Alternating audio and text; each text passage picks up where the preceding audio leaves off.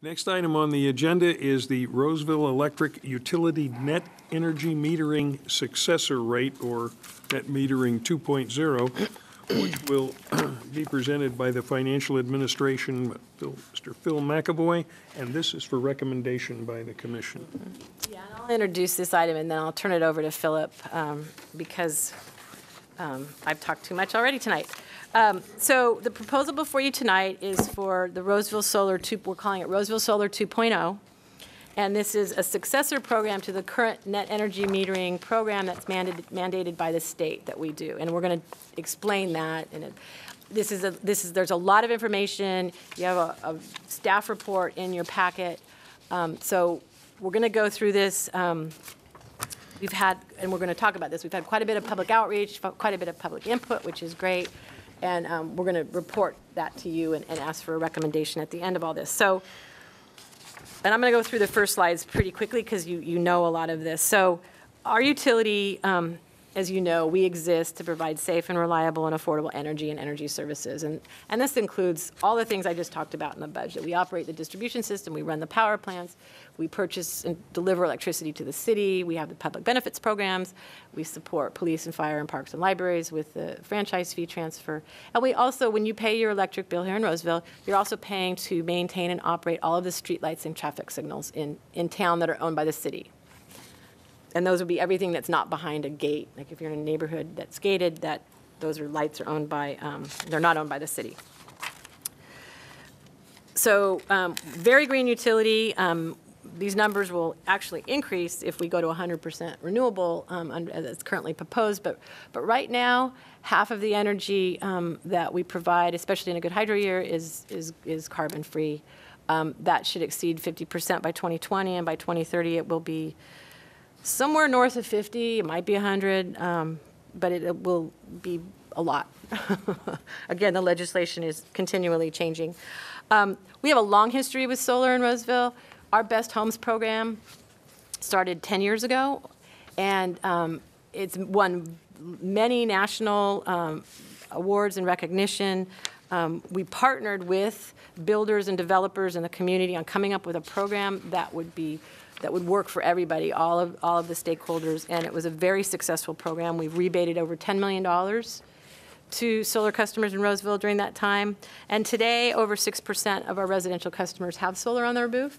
We have a Trusted Solar Advisor program, which is available to anybody, even people who currently have solar, but specifically for people who are looking to put solar on. We actually will provide you with you can attend a workshop, and we'll talk about the things you need to consider, questions you need to ask. We can provide advice to you. We don't provide you personal opinions. We just tell you the things that you need to look at and what the facts are. We have a solar calculator on our website where somebody can go in and plug in their information, and it even interacts with GPS to look at your roof orientation, and it can tell you kind of what to expect for solar. So we've been very active. We have a lot of staff that are very active and involved with solar, other solar groups and agencies and associations. So everything we do aligns with these council priorities. And so it's important that we focus on this because some of these apply directly to the utilities, but all of them apply either indirectly or directly. So public safety, fiscal soundness, economic development, stable and sound utilities, great downtown infrastructure, legislative advocacy, and civic engagement. These guide us in what we do every single day. If it doesn't align with these priorities, then we do not recommend it and we do not undertake it. The City Council also has established financial policies for us that we presented to you, you recommended approval to the City Council, and they have adopted these as our financial policies. And these are really financial metrics for us to follow to make sure that we're maintaining our sound and stable electric utility and we have fiscal soundness. The City Council also, at your recommendation, has adopted rate policies for the electric utility.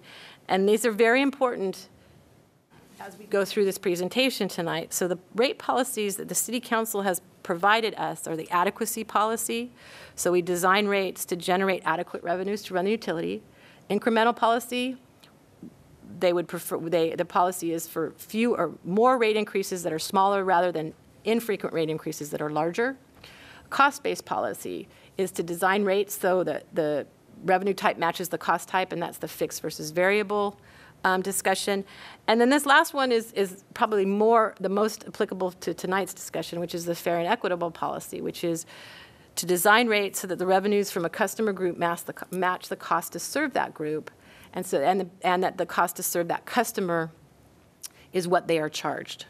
And that's the fair and equitable policy that we are following as we provide this proposal. Well, we're following all of them, but that specifically addresses or guides us with tonight's discussion. So we have a little video that's been on our website for some time that we had prepared, and so I'm going to ask that we show that video.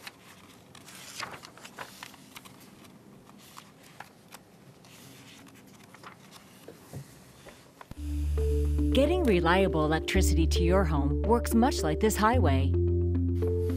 The highway is built to have enough lanes to serve its customers during the time of maximum use, typically rush hour. The number of cars this highway can handle during rush hour is its capacity. Roseville Electric Utility System also has a capacity based on its own type of rush hour, that period when most customers are using the most power from the utility at the same time, called peak demand. In Roseville, our rush hour occurs in the summer, late in the afternoon when temperatures are hot and people are coming home after school and work. This is when a lot of people take power from the system at the same time. This includes customers with rooftop solar. Solar customers, while often using the energy they generate, also rely on the electric utility and its distribution system's infrastructure to serve them when needed, especially when their system is not generating enough electricity during this late afternoon rush hour and on days when the sun is not shining. The total cost of building and maintaining a highway is based on what size it needs to be to handle that rush hour traffic. This is the same for our electric utility system. The costs of building and maintaining the utilities infrastructure include poles, wires, substations, other equipment, and people to handle the electricity rush hour. Our system must be built to serve the maximum number of customers using the system during peak demand. With our current rate structure, we're moving toward having all customers pay their fair share of Roseville Electric Utilities distribution system infrastructure costs. These costs are fixed, meaning they don't change based on how much power you use each month. You'll see this listed on your bill as the basic service charge. You and your neighbors pay the same amount. Prior to moving to this rate structure, solar customers were not paying their fair share of the fixed costs, even though at times they were using the system just as much as a non-solar customer. While many electric utilities, including Roseville, have been able to handle this cost imbalance created with rooftop solar, the number of solar customers has greatly increased. With the number of solar customers expected to increase, if changes to our rate structure were not made, this cost imbalance will only become greater and more unfair to non-solar customers. So we prepared that video when we were going where we were increasing the fixed charge, but I wanted to show it because I don't know if you all saw it, but it kind of gives you a good idea of what we're going to be talking about tonight, and it's the fair and equitable piece of folks paying for the services that they receive from the utility. So if we can go to the next slide. So currently, so a lot of solar incentives, and the incentives are all set up so they eventually phase out. They eventually go away. And the idea is that you incentivize a program, you incentivize a technology to get it on its feet, to get it going, get it to a point where it can sustain itself, and then you phase out the incentive. So currently there is a federal tax credit where you get 30% tax credit in the year that your system goes online. And that is, Congress just extended it, I think, at the end of 2015, and it will last until the end of, I believe, 2019, and then it will phase out. There are expired state mandates. There was a state tax credit that at one time was up to 15%. And then we had solar rebates. I mentioned the $10 million, and those have phased out under state law. Those phased out over 10 years. Currently, the net energy metering is another incentive program that is phasing out. It has phased out for some utilities in California. It is still in place for the investor-owned utilities, although in a little bit different format than it was up until last year. And again, all the incentives phase out eventually. And so that's what we're going to talk about tonight is the net energy metering program as it was currently mandated by the state, we are allowed to do something else once we hit a certain number of solar, a certain amount of solar generation on rooftops in Roseville. So net energy metering is an electric utility billing method that compensates customers for solar generation at full retail rates. And we're going to talk about what full retail rates is, but your retail rate is the total amount that you pay for each unit, it's a kilowatt hour of energy that we sell to you or that you consume. Only a part of that kilowatt hour charge is for the actual energy. A big piece of that charge is actually for a lot of other things, and we're going to talk about what those other things are. But you remember I talked about the grid, all of what was in that video about the infrastructure that has to be built for the peak demand time, as well as the streetlights and traffic signals in Roseville. That's in that per kilowatt hour charge. So the purpose, again, of the net energy metering, or NEM, is to encourage rooftop solar. It's a financial incentive by giving them the full retail rate, and it's to temporarily support an emerging technology until it can sustain itself. The state law for us requires that we use the net energy metering methodology until we reach rooftop solar generation of 5% of our system peak. So the reason why we're recommending a different program once we hit that peak, or once we hit that 5% amount, is that the current program, which was a state mandate, is not consistent with the city council's priorities that I talked about, the financial policies, or the rate policies. Solar customers, by getting that full retail rate for their generation, are able to receive certain services and not pay that full amount of that value to them. And so what happens is that non-solar customers are picking that up. And more importantly, low-income customers who don't have solar are also picking that up. So the costs, they're picking up the costs that are being avoided. And again, that includes the electric system maintenance and operation, the rebates and energy services. That 3% public benefits charge can get bypassed because they're not paying that full amount. The franchise fee transfer, the $7 million that we transfer to police, fire, parks, and libraries, as well as the streetlights and traffic signals. So the new program, again, that we're calling the proposed program that we're calling Roseville Solar 2.0 is consistent with the City Council priorities and policies. We expect to hit our 5% net energy metering cap in October of 2018. That's a long ways away, right? That's a year and a half away or so.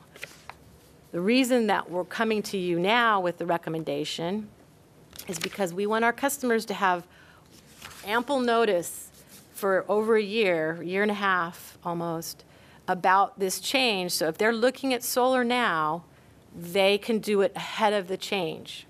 The financial incentive won't be as much. They still have a financial incentive, but it won't be as much after October 2018 for new customers, and I'm going to talk a little bit about that. But I want to get the word out early so people can make decisions. They can come to our solar advisor workshops. We can talk to them about this change that's coming. A lot of other utilities, especially at the state level, didn't have that notice. It was a very quick turnaround time. This proposal establishes a buyback rate, so we buy the energy from our customer who's generating it at a rate that is cost-based. It's what it would cost us to buy that power somewhere else. It also, our proposal allows existing customers to be grandfathered in the current program for up to 20 years, which is very important. Most of our customers, the large majority of our customers, when they're looking at solar, are looking at a 20-year payback, or a 20-year, they might sign a 20-year PPA, have a 20-year lease or something. Some have more, but it's mostly 20 years. Our solar calculator is a 20-year calculation. So we wanted to make sure that our customers, if they base their decision on 20 years, they're going to get 20 years under the old rate. Now, questions have come up. Why are we doing that? Why are we doing the grandfathering? Why don't we just change it if it's so important? And I think it's important for us to have the customers who made these investments to get their 20 years in. So we are going to have the grandfathering, which actually our grandfathering recommendation is actually more generous than what the investor-owned utilities are offering under the state guidelines. So I'm going to turn it over to Philip now, and he's going to talk a little bit more about the details. Good evening, Commissioner Spaeth and Commissioners. I'm going to walk you through first an overview of the electric system for Roseville. Roseville is a fully integrated electric utility provider. So we have generation assets. I'm sorry, can you go back one slide, TD? Thank you. So Roseville owns and shares in the ownership of generation assets, labeled at the top left, transmission assets, sub-transmission assets, all the blue hardware to bring power from all over the Northwest to our customers' homes. So what this slide is meant to indicate is whether or not customers are taking power at any given hour or day of the week, or if you go on a long vacation. All that blue infrastructure is being maintained, power plants are being staffed, ready to serve that customer whenever they flip the switch. Next, please.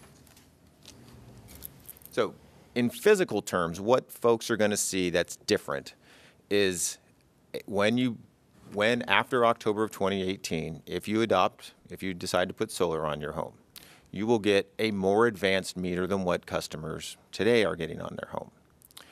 Today, a solar customer under the NEM program has a more simplistic meter that has a register, one register. A register means the device inside your meter that keeps track of the energy flow. A solar meter, if you put it in tomorrow, it goes backwards and forwards. That's what net is. It can net to zero, and many systems today that are retrofitted on existing homes here in Roseville are designed to maximize. So that net energy metering, that's what it means, a meter that can go backwards and forwards, and so a customer can generate at some times of the day, use at some times of the day, and over the course of a day, a month, or a year, it can net to zero. They can be a net seller to the utility. We have a few folks that are like that. We have many folks who, virtually all folks, are net receivers of energy from us. Okay? So that's what this graphic is meant to demonstrate, that future customers will have a meter that keeps track of energy that leaves the home, the orange that we are buying back from them, and the blue arrow represents the other times of the day and the year where we will be providing energy to that home. Next, please.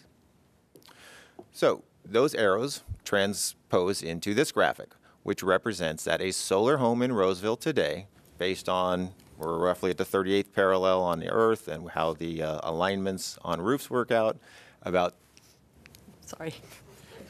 about 22, I'm getting heckled by my boss.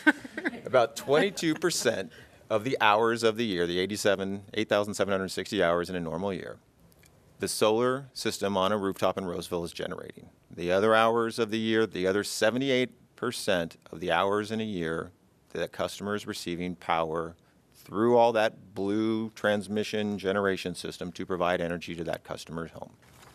Clouds, nighttime, variety of factors. Okay?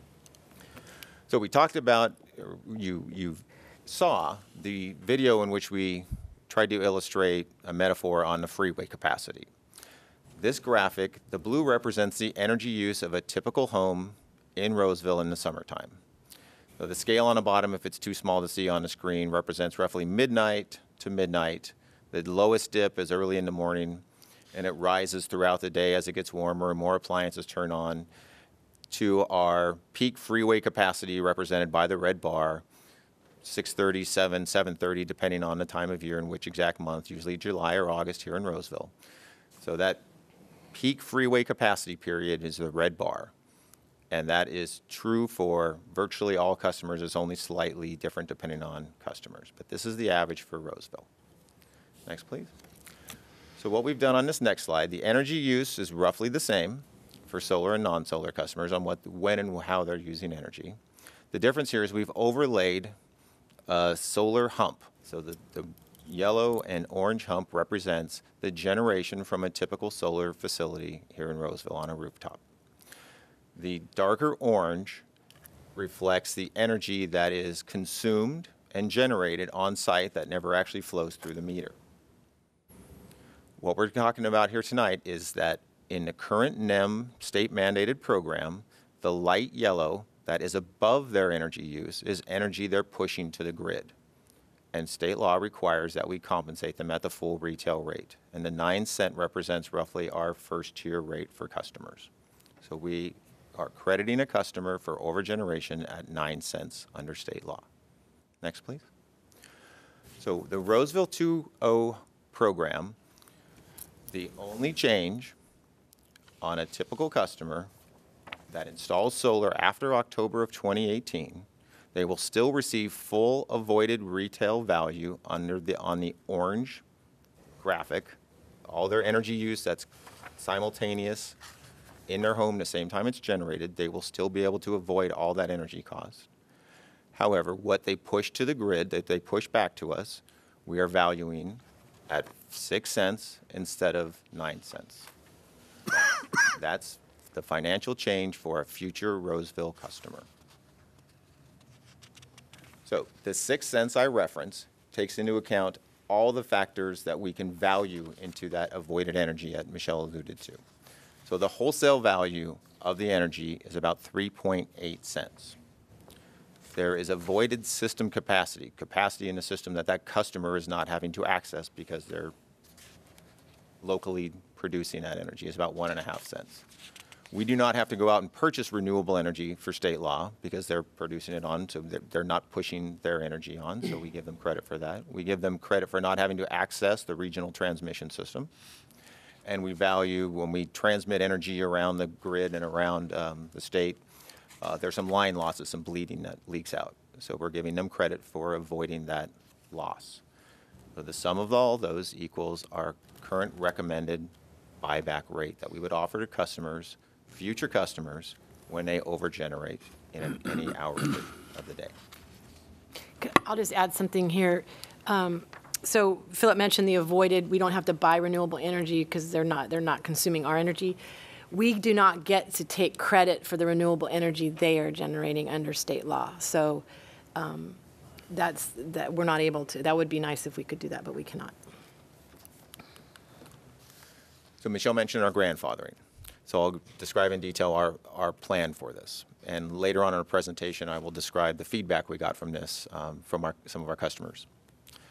So as I described, customers before October 2018, so if you install a solar system and get through the interconnection agreement by next September, you're grandfathered in for up to 20 years from the date of last interconnection. And I'll come back to that point later, last interconnection. Solar installed will have at least a minimum of 10 years of grandfathering. So if you put in your solar system 16 years ago, we're going to give you a minimum of 10 years. So you, in effect, would get 26 years, depending on when that system was installed. Okay? A minimum of 10 years. So if you can do the math. We've also recommending, based on what we've seen across the industry, is that we will allow customers to increase their systems. And we do get these questions sometimes. Can I increase my system without getting kicked out of the old program? Because the old program, as shown in the buyback rate, is more financially advantageous for existing solar customers. And the answer is yes. We can allow you to increase your size up to 10%. And lastly, summary, if you install this year, you are good for 20 years under the value proposition that all of our Trusted Solar Advisor, all of our outreach, all of our website information grants it at 20 years. So that's why we're using that number. So an overview of the timeline on this process. In April, we published a general information memorandum to the City Council, knowing that we were starting off on this path, because as you see in your packet, the last few years we've seen tremendous growth in the solar installations in Roseville. It's not mentioned in the slideshow, but of the 5% cap, we're about 2/3 of the way there, and tracking future new home development and other commercial solar expectations we have. That's where we came up with the October. Since May, we've been publicizing this plan that this was coming on our Roseville Electric website. Starting the first week of May, we had ads on the print version of the Press Tribune local newspaper. We've also been trying to get the word out on social media, on Facebook and Nextdoor. May 10th, I stood in front of the folks, about 20 folks at the Trusted Solar Advisor workshop, and gave them a preview of what was coming. We find that's an excellent venue for folks, because we know virtually everybody in that room is considering solar, so we thought that was a great place to start getting the word out. Last week we had a public meeting that was well attended by a variety of folks at Maidu Community Center. Last week, we also went to the Roseville Coalition of Neighborhood, and in addition to the executive board members of the Roseville Coalition of Neighborhood, there was about 8 what appear to be members of the public there as well. Let me just say that the public meeting attendance has been fantastic. Normally, when we do rate cases, we get 1 or 2 people per season come, so it's been actually very exciting for me to speak in front of people instead of an empty room. But I digress. We have also recently met with the Building Industry Association, because actually the biggest provider of homes that have solar in Roseville are the new home builders. So we wanted to reach out to them and let them know how this would impact their new home building industry and what it would mean to sell new homes in Roseville with solar before and after this program. And tonight we're here with you good folks at the Public Utilities Commission, and based on your response to our recommendation, we expect to go to the City Council this summer. Thank you, So a Philip. quick overview of the highlights as we presented them in our 3 public outreach workshops.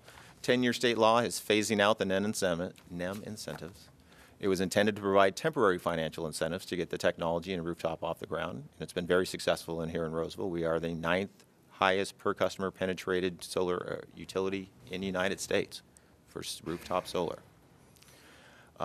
We've also let them know, obviously, that utility rates are subject to change and a public process. We staff do not just change rates on our own. It goes through a very public process, and we participate in that willingly and happily.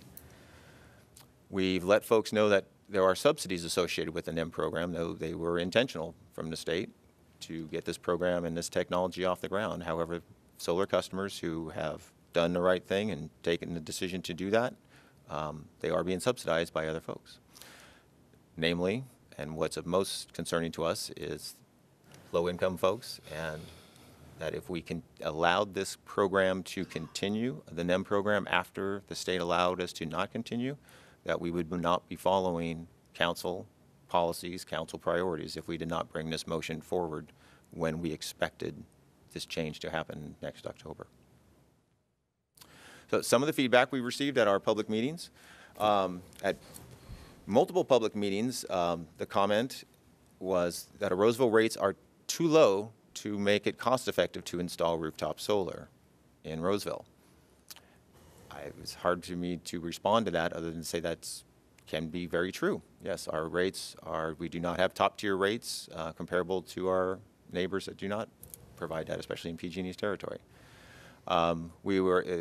Customers showed appreciation that we were giving them over a year's notice to make a decision that this was coming. There were multiple grandfathering questions. One of them was in our original proposal last Monday, as we shared with folks. Folks asked the question, if we add solar to our system, what would be the date that you would start the 20-year clock? So if I have a 10-year-old solar system and then next year I increase it a little bit, what is the start date of the 20-year clock? And we had several people leave their email addresses, and staff sent them notices via email, I believe, this week, as well as we have modified the proposal to take care of that concern. So that's why the proposal has changed from the date of interconnection, because one home can actually have multiple dates of interconnection. Every time you add to your system, you get a new official interconnection date. So the proposal that we're recommending for you tonight is that the clock starts the date of the last interconnection. So if you have a 10-year-old system and tomorrow you put on another KW or add a few panels, that will be your date. You'll have it 20 years from the date of your last interconnection. Other question that came up with grandfathering was that 20 years was too short, and folks requested that we consider lengthening it to 30 years. Staff discussed this at length, but we are sticking with our original proposal to keep it at 20 years. Other questions? Sorry, TD, please go back. Other questions came up about our metering costs, about how much there was concern that it costs a lot for somebody right now to convert a non-solar home to a solar home. Costs, if you have an existing home, not a new home, and you decide to put solar on, you have to pay the full cost to put an advanced meter on your house. A little dumb meter that's on a 20-year-old house can't handle it. So in following the state law does not limit or doesn't limit us specifically on how much we can charge for that meter upgrade or that meter change. There's no state required incentive we have to provide on that. So we provide the full cost to switch that meter out, the full cost of the meter, the full cost of the meter tech to go out, drive out in the field, switch it out, come back, a couple hours of labor. So it's a fully loaded cost of about $600. So it's a chunk. And so there was feedback that that was a very high cost, and I explained to the folks that it was we follow the city council priorities when possible of fair and equitable and cost-based policy, that the cost to switch out this meter should be borne by the customer who is choosing to switch their meter out.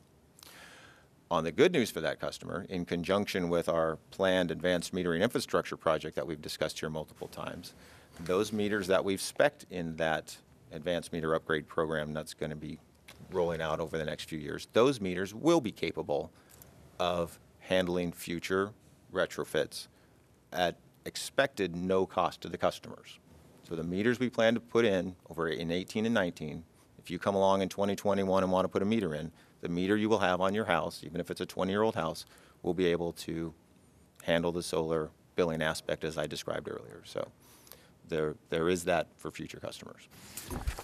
We were also asked for folks who were considering putting solar in if we can guarantee that electricity rates won't change and change their value proposition.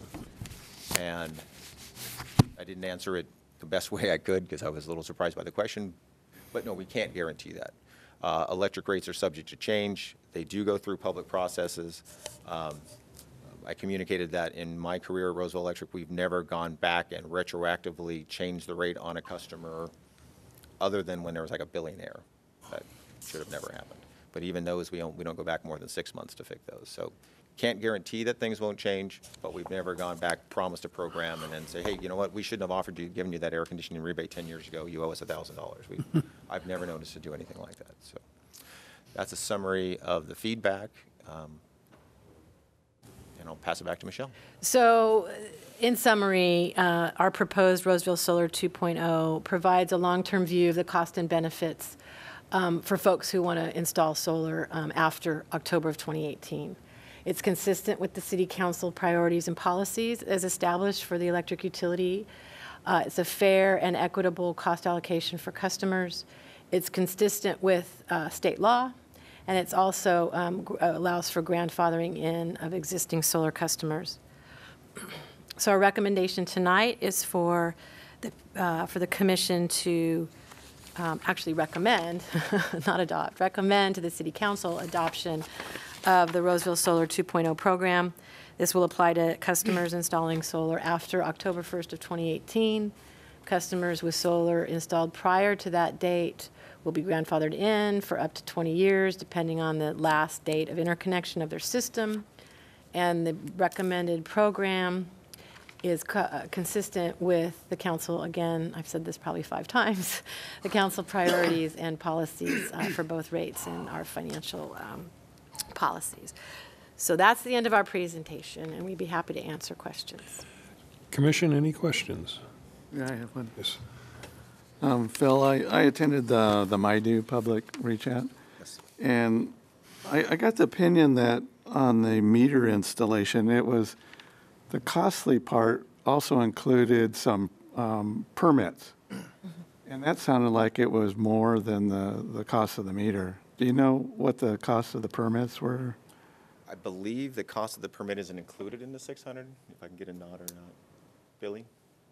The cost of permitting a retrofit solar home in Roseville, is the 600 meter fee we discussed include the permit fees, or is it an addition? No, it's an addition. It's an addition, The okay. permit fees are set by the planning department, and they base it upon their costs. And all of the permit fees are, they go through a public process, they go to council, council approves it, and they're cost-based also, so. Okay, well, I just wanted to make sure people didn't expect to just pay $600. No, it's the permit fees are on top of that. Right. Yeah, And again, the meter costs will go down after October of 2018 because we'll have the new meters in anyway. We're going to retrofit everybody's meter. So they'll have the new meters that are able to handle the solar without anything different. Right, but to get grandfathered in, you have to pay Yes, for the yes.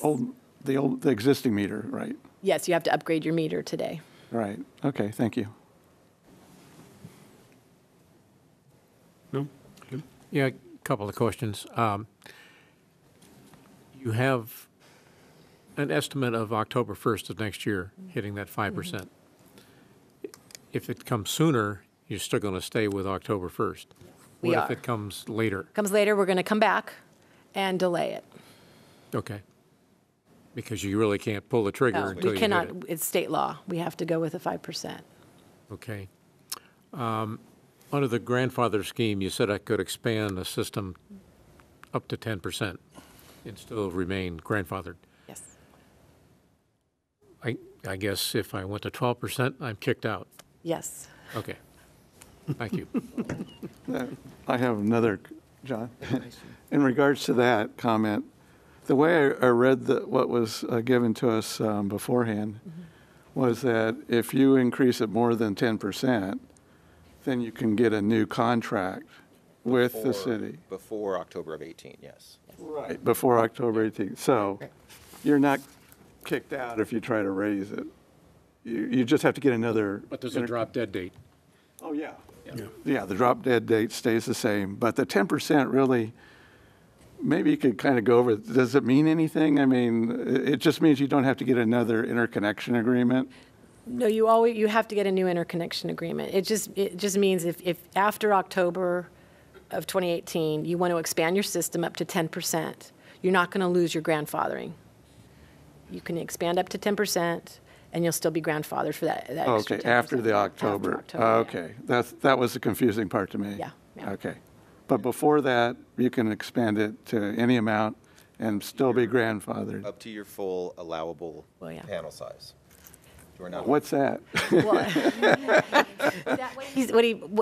In essence, what it means is we only allow you to install solar up to the amount of energy you're going to use.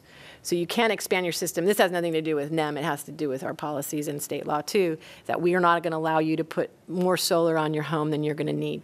Oh, okay. Can't put a solar farm on your roof. You can, you just can't interconnect to our system. Commissioners, any other questions? Yeah, I think you answered mine. We have any questions from the public? You please invited to come up to the podium, please. Go ahead when he starts. Oh, yeah. You did. Hello, my name is Larry Hefty. I'm a Roseville resident with an existing solar system. I have one comment and then a question, maybe clarification. So the reason you're getting so much interest from the public on this is, as Michelle mentioned and a lot of the residents mentioned, purchasing solar in Roseville is a risky proposition because the rates are low and the payoff takes a long time. So in my particular case, I spent about $20,000 a couple years ago, did the math on it, said it would take me about 12 years just to get my money back. And then after that, it would be income after that.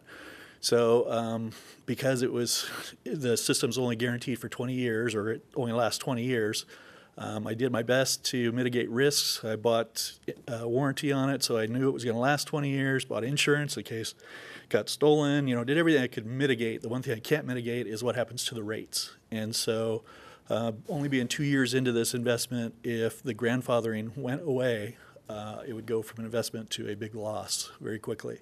So that's why the grandfathering is real important. My question on it is, the way I understand it, it sounds like people that are either installing a system now through October of next year or retrofitting their system between now and then will get their 20 years. But people with existing, it sounded like it was just 10 years minimum. And so my clarification is, since I bought it 2 years ago, am I under the 10-year minimum?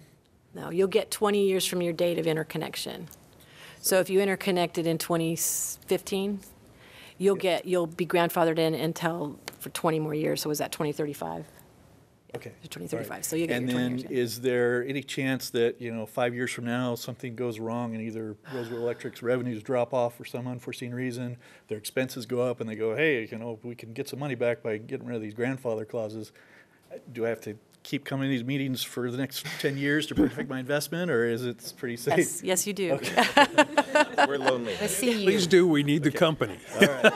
Well, keep that in mind that if you do it in the short term, you're going to hurt a lot of people that invested a bunch of money to try and Yeah. get solar. Yeah, and our grandfathering proposal is consistent with what other utilities are doing. It's a little bit more generous than others, but given that we're a community-owned utility, I think it was important for us to include that, so. All right, thank you. Thank you. Is there anyone else would like to comment? Good evening. My name is Malcolm Jumalee, and first I'd like to compliment. It seems to me that you do a very good job of communicating with your customers, very conscientious, and doing the grandfathering itself sounds like it's a good thing because it's not mandated, but you can do it. I put my solar system in 2010, so I don't have that much longer to go, it seems like.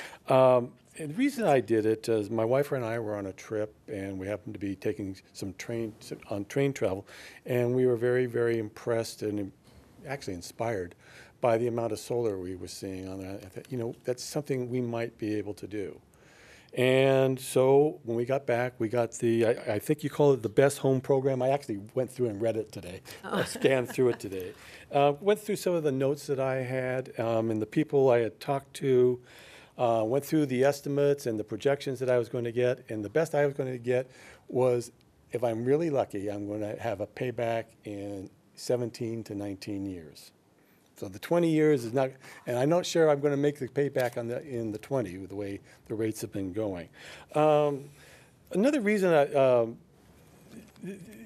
one of the other things that was impressed upon me, and it wasn't the heaviest thing that made the decision for me, was that by putting solar in, I was cutting down on the cost of the utilities having to expand future generating capacity and everything, all the other infrastructure items that go into it. But just by having the solar, I create a benefit to the city in its own way.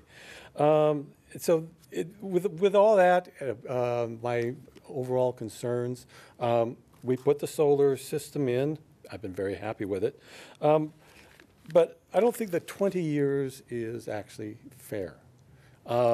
There's nothing in the Best Homes program that I've read. I mean, there could be a paragraph in the 30,000 tons of paper I got, which was not an environmental concern, that said that this program, that it was going to be changed. It was, you're going to get, if you use a kilowatt hour at 20 cents, or you put it back in, you're going to get the same rate.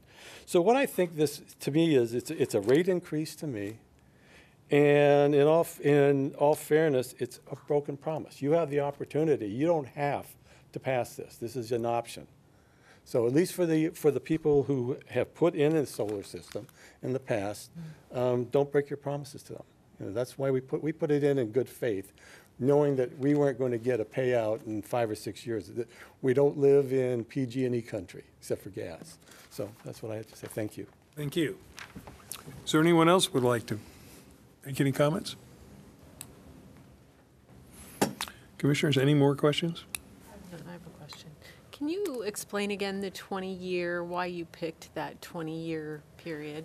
I remember it was tied to something, but I'd like to hear Most that of our again. customers, when they consider buying solar, are using a 20-year time frame for getting payback or looking at what the financial benefits are.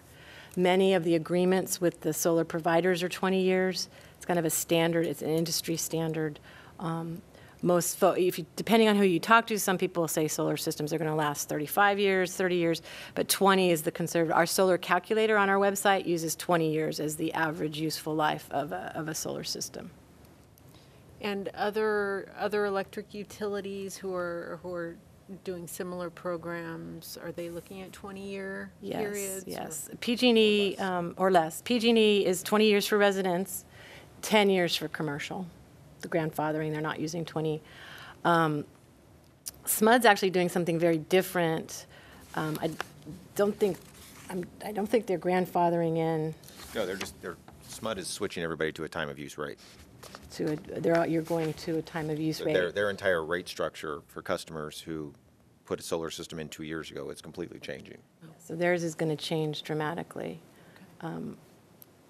So but most of the other utilities we've looked at outside, the investor-owned utilities governed by the CPUC, and they're using the 20 for residents and the 10 for commercial. Most of the other munis are using 20 years. I'm trying to think if anybody's using anything less than that.